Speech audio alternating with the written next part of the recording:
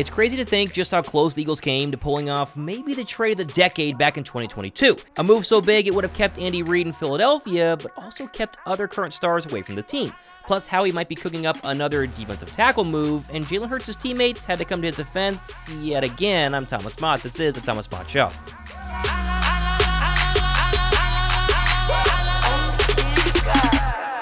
Now, while all of us are waiting eagerly for, less than a month till training camp starts in Philadelphia, Jason Kelce, he's definitely enjoying his retirement life. I mean, geez, what a week between running into a random fan on the street who was wearing his Kelly Green 62 jersey here, stopping and taking a photo with him. Man, that would have been so cool. To also his brand new commercial with Vince Wilfork for Kingsford Charcoal.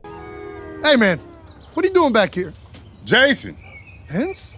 Welcome to retirement, buddy. Where's the shirt? And then, of course, him taking over Sea Island City for his annual Beach Bash for charity, which, as you would expect, had a ton of people there. I mean, geez, people lined up starting at 4:30 a.m. just to get a chance to meet Jason, meet his wife Kylie, Landon Dickerson, and a bunch of other Eagles in attendance. Man, that would have been really fun to be at, but Josh and I are actually going to be at Devontae Smith's celebrity softball game this weekend. We'll be on the field for the majority of it, and if you guys are going, let me know down below in the comment section. And also, if you see me, you see Josh, come up, say hi. We'd love to meet as many of our show viewers as possible this Saturday. Oh, and by the way, the winner of the two Smitty softball t-shirts was Silent TM7 and his wife. So Silent, send me an email. Just verify that it's you. Take a little screenshot of your little YouTube profile picture. That way you're signed in. That way it shows me it's you. And then email me. It's all linked down below. And I'll get you those two t-shirts to pick up at will call during Smitty's softball game. Now, yesterday, we got a new report from the Liberty line stating that Philadelphia's had preliminary contract discussions with defensive tackle Milton Williams about a possible extension before his contract is up at the end of the season. Now, this makes sense. I mean, again, he's in the final year of his rookie deal, so inking him now before he has maybe a breakout year 4 in Philadelphia, could save the Eagles a ton of money. But if I was Milton Williams, I would probably bet on myself this year, not sign a new deal, play out the final year of my $3 million contract, at least this year, and hope that with Fletcher Cox being gone, I get even more playing time, I ball out on the Eagle defensive line, and I head into the 2025 NFL free agency and get a massive bag from Philadelphia or from someone else. Still, I love Milton, though, and I'd much rather him sign now instead of leaving us in the offseason, but I'm very curious to see how Milton and the rest of this young Eagle defensive line looks heading into 2024, which, believe it or not, PFF yesterday ranked them as the third best defensive line unit in the entire NFL. Maybe a little higher than I would put them, but we'll take it. Now, someone else we're hoping will have a very good year in 2024 is, of course, Jalen Hurts. And despite the Philly media, again, trying their best to continue this whole Jalen Hurts is a bad teammate agenda the past couple of days, we've had yet another Eagle say the exact opposite of the media, with Lane Johnson raving about his quarterback to Rich Eisen earlier this week. Philly's a big media market. You hear lots of stories, but I think just this offseason, he's really done a good job of bonding with his teammates. I felt like the connection has definitely grown. A really big offseason. The work ethic has never been an issue.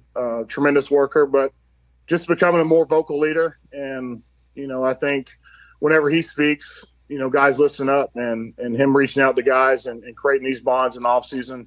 He's having these, throwing sessions with the receivers now in the offseason, getting work in, but really has gone out of his way to connect with his teammates, and we feel that. At this point, I think this is like the 10th Eagle to defend the Birds QB1 in the past month.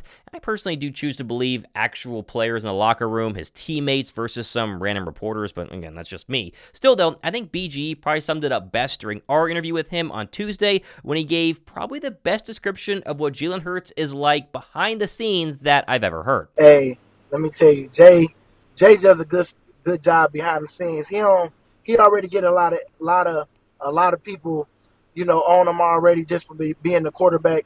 I think he like to do a lot of stuff behind closed doors because he want them to know that it's coming from a genuine place, not just for the cameras. And I think everybody go about their stuff in different ways, and I'm okay with that because I know what I'm getting with him. I've connected with him even more on a way deeper level, knowing that he's just allowing people to just talk how they gonna talk, but.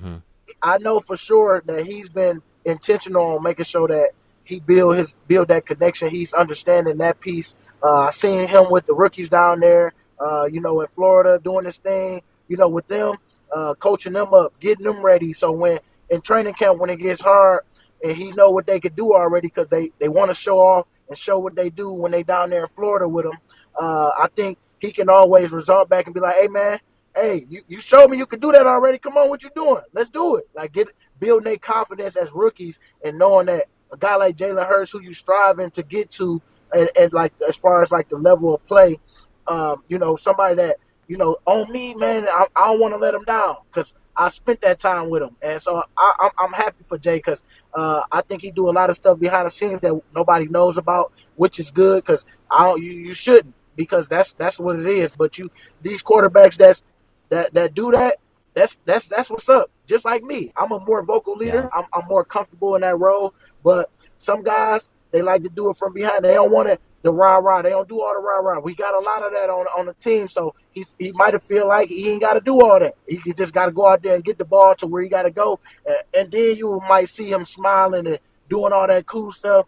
But work is to be done. And I know that's his mindset. Work got to get done first. And then we can play. And have some fun when I'm partying. You will see him popping that bottle when he get that Super Bowl. I definitely know he's going to have a smile, big smile then. I love that. I think BG summed it up absolutely perfectly. And by the way, did you get in on our 2, not 1, but 2 Kelly Green signed Brandon Graham jerseys we're giving away based on our interview with him a couple of days ago? If you didn't, it'll be in the pinned comment down below. Click on the little YouTube link, go to the video, get your entry in. You'll find out all the details there. We're giving away during our live stream on July 10th, and 2 of you are going to have a signed BG 55 and Kelly Green. Now, of course, it is the offseason. While we're 71 days from the first actual regular season game for Philadelphia, that means that fun stories tend to pop up from time to time looking back in history, and there was one that popped up this week that I just couldn't ignore. Philly Sports' Zach Berman revealed during his YouTube show the other day that the Eagles tried desperately to trip to the number 1 overall pick in the 2022 NFL Draft and take Stanford quarterback Andrew Luck. I do know during that period, the Eagles were looking at a number of big-name quarterbacks, and even in the draft, one thing I also know is now this isn't like a bold take, but they had a really high grade on Andrew Luck. They tried maniacally to trade up that year.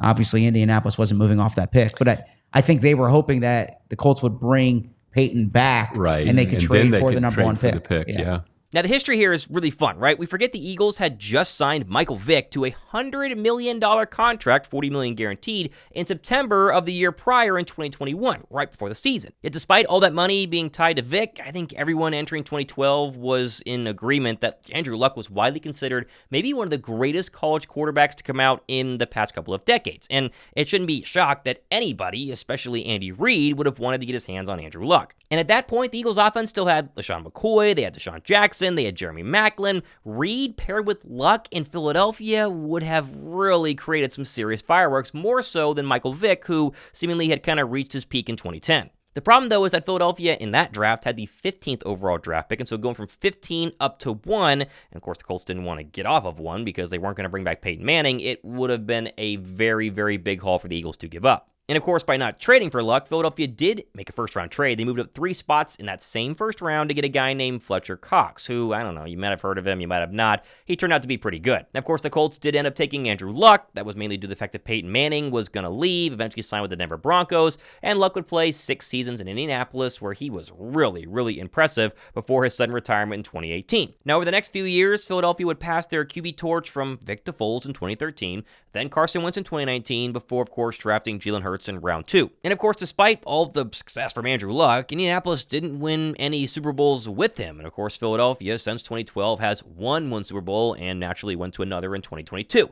I guess the Eagles and Colts did end up making a quarterback trade years later after the 2020 season when Philly sent Carson Wentz to Indy for that 2021 third and a basically eventual 2022 first-round draft pick, which the Eagles, of course, turned into Jalen Carter, Devontae Smith, A.J. Brown, Cooper DeJean, and Kyron Johnson. So, in the end, I guess the Eagles got the better of Indianapolis. Oh, and meanwhile, Carson Wentz is a Chief this year. Like, just don't forget that. He's a Kansas City Chief. Hindsight's always 2020. It's fun to look back during the offseason at what could have happened and fun when these reports surface because Philadelphia obviously didn't make the trade. They didn't want to make it public because it would have made Michael Vick look bad, Nick Foles looked bad eventually. But in the end, I think it worked out just fine. But what ifs, right? It would have been very fun to see what Andrew Luck could have possibly been like with the Philadelphia Eagles. Now, we got plenty more stuff happening the next couple of days and weeks. Of course, flying to Philadelphia on Saturday morning to go to the Devontae Smith Celebrity Softball game. Hope to see you guys there. Come say hi. We're going to have a bunch of fun on the football field, or on the baseball field, I should say. Myself, Josh Davis, we're going to be hanging out with the guys and having a blast. Hope to, again, see you guys there.